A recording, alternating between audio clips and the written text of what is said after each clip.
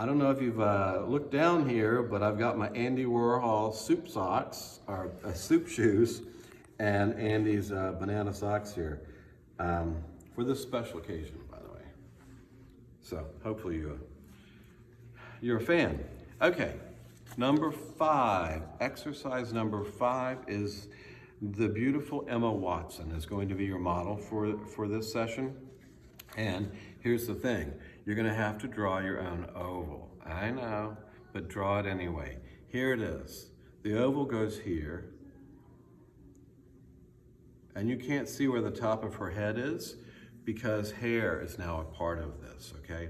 So what you're gonna need to do is to measure from the chin to the center of the eye, and then you move that up and make that mark, because if eyes are halfway between the bottom of the chin and the middle of the face, then when you move that measurement up, you can know, even though you can't see it. She could be wearing a hat and you would still be able to know where the halfway point was, okay?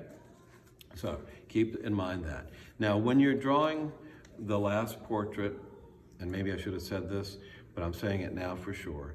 When you're drawing that, use the width of the eye, corner to corner, as unit of measurement for everything else that you draw in a face. There'll be one between the two eyes, and of course the eyes themselves. And notice that this face, along with most other faces I've ever painted or drawn, are not 5 eyes wide. There is some adjustment to be made. They're more like 4.5 or so on. And again, it does have some variance, okay? Notice, if you take an imaginary line up from the corners of her lips straight up, they do go to the right, right in the center of her eye.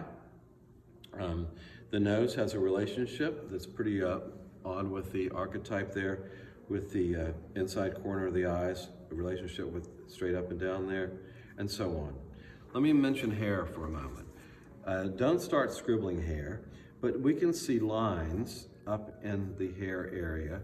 What I would do is very lightly draw the exterior parameters of this dark hair shape, very lightly. And now, and drawing hair takes a lot of patience, and some of us don't have a lot of patience. Some of us have an inordinate amount of patience. Talk to my dogs about that. Anyway, so you're going to be drawing line, line, line, line, line. And as the patience starts to wear out, you gotta keep going, because it really looks kind of scary until you get all that, or most of that hair, sort of filled in.